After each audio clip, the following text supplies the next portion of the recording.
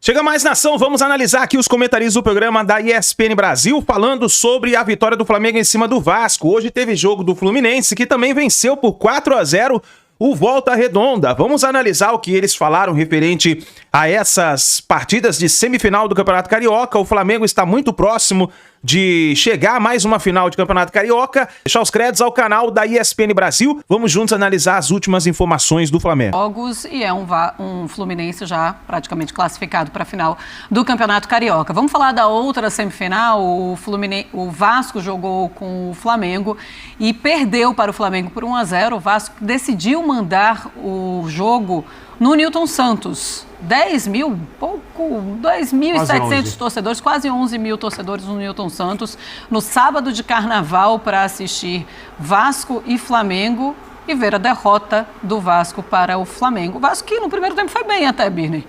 Conseguiu ali equilibrar o jogo, mas no segundo tempo o Bruno Henrique, o rei dos clássicos, conseguiu fazer o gol e dar a vitória para o Fla. Diante do abismo institucional das equipes, desde uma certa estabilidade de gestão, apesar do Flamengo ter bastante questões políticas internas, depois da eleição que parecem mais calmas, e do Vasco cheio de problemas, que geram diferenças financeiras assim, enormes, o Vasco decidiu, para tentar diminuir essa diferença, levar o jogo para um gramado sintético, tirar o jogo do Maracanã, onde o Flamengo se sente mais confortável, onde o Flamengo está mais habituado a jogar. E dentro do que era possível, somado a algumas coisas táticas, eu acho que funcionou. Só que o time do Flamengo é tão melhor, mas tão melhor que o do Vasco individualmente, por essas outras questões que eu citei, que mesmo fazendo um jogo abaixo, conseguiu o resultado. Por exemplo, o Léo Ortiz marca, entre aspas, um gol, né, quando ele evita 1-0 do Vasco no primeiro tempo, e eu concordo contigo, Marcela. O Vasco conseguiu travar o jogo do Flamengo, o Flamengo sofreu bastante no gramado sintético. O Felipe Luiz, inclusive, na entrevista disse que no lugar do Vasco teria feito a mesma coisa para dificultar o jogo do adversário, porque o Vasco tentou usar todas as ferramentas que possuía para construir um resultado melhor. Eu acho que taticamente o Vasco foi bem, diante do que pode oferecer. Acho que o Flamengo não fez um dos seus melhores jogos e coloco isso muito na conta do gramado sintético. Mas o Flamengo já tinha vantagem de 2 resultados iguais, e o jogo de volta no Maracanã, se ele era muito favorito, ele é ainda mais favorito. Eu acho que essas semifinais do Campeonato Estadual desenharam muito bem qual vai ser a decisão, e vai ser uma zebra enorme, mas enorme, o Vasco conseguir chegar à decisão contra o Fluminense. O Vasco pilhado conseguiu equilibrar esse jogo, ou você consegue dar algum crédito em relação ao campo que falou o Felipe Luiz? O gramado sintético mudou o jogo do Flamengo. Eu não gostei muito dessa frase do Felipe Luiz, não. Não sei se ele falaria se não tivesse toda essa polêmica sobre isso. Bem que assim, ele mesmo falou que acha que o Vasco está no direito dele, ele não quis polemizar, né, em relação a isso, mas o Flamengo já frequenta alguns gramados sintéticos de adversários no Brasil e vai frequentar mais agora, né?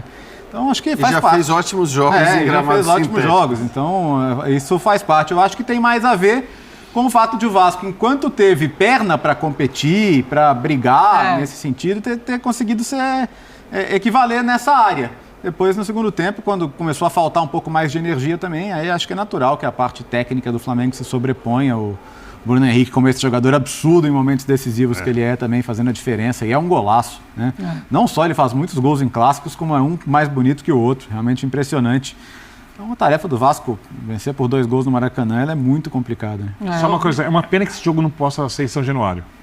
Sim, concordo. Eu acho que essa é a grande questão. Deveria haver condições para isso. Até porque se era para ter 10 mil torcedores, né? Eu acho que essa é a questão, no fim das contas. Porque eu entendi e defendi... Se sentir o mandante, né? Exato. Mas acho que assim, na verdade, na hora que o Vasco toma a decisão de tirar o jogo do Maracanã, apesar de toda a polêmica e discussão, eu entendi, eu acho que fazia sentido, e falei isso no ESPN FC até na sexta-feira, porque, cara, você tem um adversário tão superior, ele vai jogar na sua casa no sentido de que é a casa em que ele está acostumado a jogar todos os jogos. No campo, no gramado, não em relação à torcida. E não é só o gramado em si, é a questão das referências, tantos jogadores que trabalham com a gente, inclusive já falaram sobre isso, faz diferença mesmo, e o Flamengo não ia jogar na sua casa, pelo menos, essa primeira partida. Então, eu acho que a tentativa foi válida. O próprio jogo, o transcorrer do jogo, acho que demonstra que a partida foi muito menos desequilibrada do que muita gente imaginava que fosse ser. Então, acho que se você olhar pelo aspecto esportivo, se justificou. Tem uma questão, né, aí também da torcida em pequeno número, e isso é triste. E a gente sabe que o torcedor carioca, de maneira geral, tem mais dificuldade de ir para o Newton Santos do que ir para o Maracanã. Então, se o jogo fosse no Maracanã, o público seria muito maior. Exato. Até de turista também, público de vascaínos, eu estou falando, não de... Se fosse uma Copa do Brasil, uma Libertadores, o mata-mata também estaria cheio do Newton Santos. Carnaval no Rio de Janeiro, a gente sabe que tem o peso e tudo mais, mas eu acho que estaria muito mais cheio, de fato, no Maracanã. Então, de qualquer maneira, pelo que foi o jogo, eu acho que a escolha se justificou. Tá. O resultado acabou sendo um resultado ruim para o Vasco, porque fica muito difícil mesmo virar o jogo agora sim na casa do Flamengo, onde o Flamengo está acostumado a jogar. Mas eu acho que era uma tentativa justa, válida dentro do jogo. E acho que o Felipe Luiz também foi bem na questão de não polemizar e de dizer eu teria feito a mesma coisa. É que não tem que polemizar mesmo, faz sentido. É que muita gente polemizou, né? É que ele fala que o primeiro tempo não foi tão bom por conta do gramado, e aí todo mundo, né? Eu não sei se o Felipe Luiz realmente teria feito a mesma coisa. Eu acho que a declaração dele é no sentido de cada time tem o direito de determinar onde vai jogar quando o mando da partida é seu. Exceto, lógico, né? Quando joga em outros estados, aí eu acho que a coisa se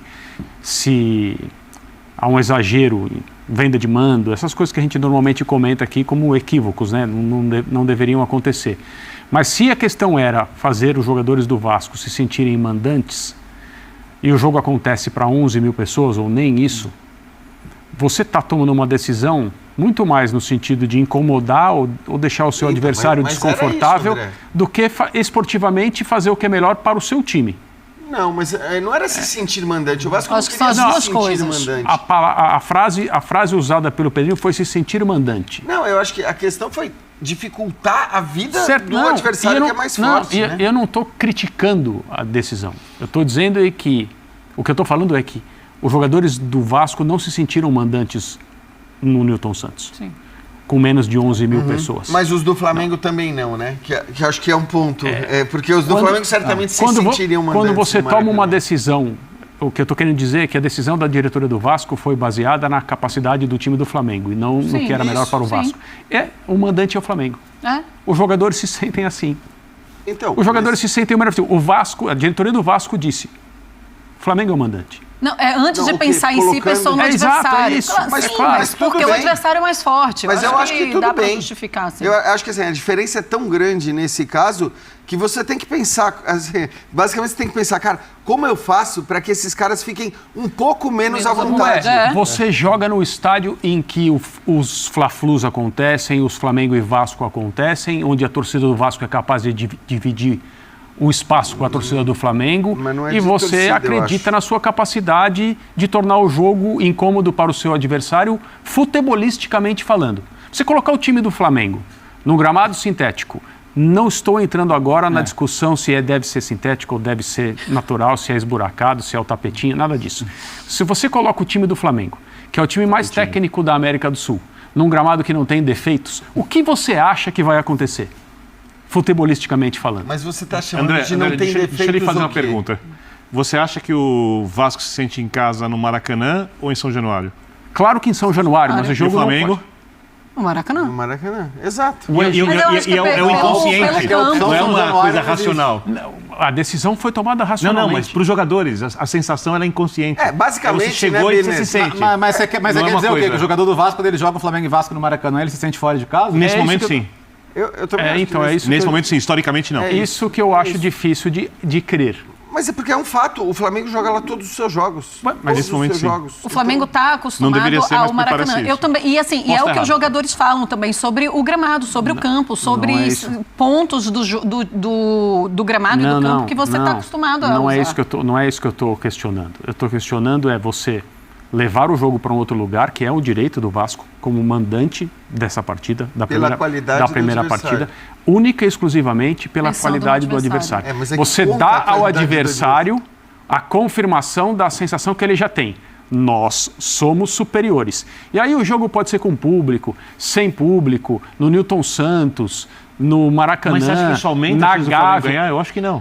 Mas eu acho que Eu também não também acho precisa. que Você não. não precisa falar para o Flamengo que ele é superior, porque o Flamengo sabe, o Vasco muito sabe, todo mundo sabe. Isso, não existe uma discussão Não. a esse respeito. Não, O Jorge Jesus, lá do outro lado do mundo, sabe. Ninguém falou bem. nada. O que eu estou dizendo é que a mensagem que se passa quando se toma uma decisão de deslocar, a decisão foi, vamos deslocar o Flamengo. Para que ele não entre em campo e olhe, estamos aqui no Maracanã, aqui é a nossa Sim, casa. a estratégia foi essa. O Newton Santos não cumpre esse papel. Tira o Flamengo de Ué, casa. Sim. Causa Claro um que pequeno cumpre. desconforto ao Flamengo. Não potencializa Duvido. o Vasco, mas tira o Flamengo do sua isso. região mais confortável. Ajuda o Vasco, não ajuda o Vasco. Prejudica o Flamengo, pode prejudicar o Flamengo. do ponto de vista literal, é claro que tira o Flamengo de casa, mas eu não estou discutindo o ponto de vista literal. Eu estou falando anímico como os mesmo. jogadores se sentem, que no final é uma coisa importante no futebol. Né? Ó, Não, mas vamos... é que eu acho que se sentem piores no Newton Santos eu do que no duvido. Maracanã. Eu acho que sim. Eu também tenho essa impressão. Bom, mas o Felipe Luiz falou, comentamos aqui, vamos ouvi-lo. O problema são as expectativas, né? Que se geram e se criam e todo mundo espera que o Flamengo vai para o campo artificial e vai performar da mesma forma que performa sempre, que vai ser sempre 5-0 e isso aqui não condiz com a realidade, né? Do futebol de alto rendimento, a elite do futebol não é verdade, não é assim. O raro e o estranho do futebol é o que aconteceu no primeiro tempo do Maracanã, né? O Flamengo tão superior, então nós temos que entender que no Vasco joga Coutinho, joga Vegete, jogadores grandes e que também jogam, que também pressionam, que também sabem não perder a bola e nos colocam em dificuldades. Então as expectativas é sempre de fora, mas nunca afeta dentro e isso o meu grupo de jogadores sabe muito bem. Continuam com ambição e com humildade para poder continuar em busca de melhorar e evoluir cada dia. Claro, não existe nada melhor que um estádio lotado. Eu entendo o que o Vasco fez e confesso que falei antes do jogo e repito agora, teria feito a mesma coisa. Sim, tirado o Flamengo do Maracanã, a não ser que pudesse colocar toda a torcida do Vasco no Maracanã. Não sei, acho que pelo regulamento não se pode fazer isso. Mas eu entendo o que eles fizeram. Se eu tivesse no lugar deles, talvez também teria pensado em fazer a mesma coisa. Mas pra gente foi bom, porque tirou a gente, como eu falei antes do jogo também, né? O Bernardinho fala, os campeões do desconforto. Nos tirou do conforto, nos deu um desafio maior, nos preparou mais pro que vem, pro que virá durante o ano, né? Mas agora, isso sim, foi no limite da agressividade o jogo, né? Então, assim, isso é uma coisa que nós temos que olhar. Léo, Oi. você gostaria de opinar sobre o que fez o Vasco, sobre essa troca? Bom, o Felipe fala, não sei opinar, não posso opinar, mas o Felipe Luiz fala que faria o mesmo. Em noite de Oscar. Assim, eu não sei se ele faria o mesmo. Eu não sei se ele seria colocado. Eu acho que ele usou uma frase de coach ali. Ainda citou Bernardinho. Então. Pois é, que Faz parte. tem gostado bastante dessa área do comportamento humano, né? E falou, nós desconfortáveis tivemos que reagir, né? Enfim, acho que... No final das contas, a minha grande dúvida nessa história toda é por que o Vasco não pode jogar todos os jogos em São Januário. Porque em qualquer campeonato do mundo, todos os times fazem todos os jogos nas suas casas. É evidente. Né? Então, para mim, toda essa conversa parte de uma coisa que é inexplicável, porque as forças de segurança têm que garantir que todos os torcedores possam ir ao estádio do seu time em qualquer jogo. Claro. Né? Ponto final. Pois é. E 11 mil torcedores, lógico, lá em São Januário seriam muito mais torcedores do que esses presentes lá no Newton Santos. É muito mais difícil chegar no Newton Santos e o torcedor do Vasco também se sente muito mais em casa jogando no Newton Santos. O Verratti, ele saiu reclamando demais da arbitragem. Ele tem razão de reclamar da arbitragem ou ele estava mais irritado pela falta de efetividade do Vasco, que no primeiro tempo fez um ótimo jogo, poderia ter marcado um gol, poderia ter saído, quem sabe, com um empate, e aí o Bruno Henrique chega no segundo tempo, o Flamengo muito mais eficiente consegue fazer 1-0 e sair com a vitória. Me parece mais a irritação mesmo do Verratti do que qualquer outra coisa. É a entrada do Wesley, né, que ele questiona. E tem uma entrada dele, essa entrada do Wesley. Essa daí, E uma dele, depois, contra o Varela, que a gente já viu ambas gerarem expulsões. E nem são tão raras assim. Agora, eu acho que o árbitro adotou um critério ok para as duas equipes, foi bem isento na hora de tomar as decisões de cartões do que é falta. Essa daí, por exemplo, ó, é muito parecida com a outra. E eu acho que ela tem um pouco consequência da outra. Tudo bem, se expulsa na primeira, não tem essa. Perfeito, mas não aquela assim, então... Tá valendo, é? Então isso tá valendo, é isso. É mais ou menos... Eu acho que ambas poderiam terminar em cartão vermelho, mas são as interpretativas, o árbitro optou por amarelos. É só uma questão de preferência, de gosto, não é uma questão do que tem ou não tem que ser. Acho que esses lances não são para expulsão, mas como algumas vezes expulsam, se expulsassem ambos, eu entenderia. Eu acho que o árbitro foi isento. Nesse caso, usou um critério igual. O jogo foi muito pegado no começo. Foi, né? No começo, um número alto de cartões, mais para o Vasco do que para o Flamengo. Mas assim, os clássicos normalmente são partidas em que o nível de violência sobe um pouco. A agressividade, né? Não violência. Às vezes, violência. Eu acho que essas duas entradas são entradas violentas. E um árbitro um pouco mais enérgico poderia ter colocado os dois jogadores para fora. Eu não creio que em programas como esse aqui a gente ficaria...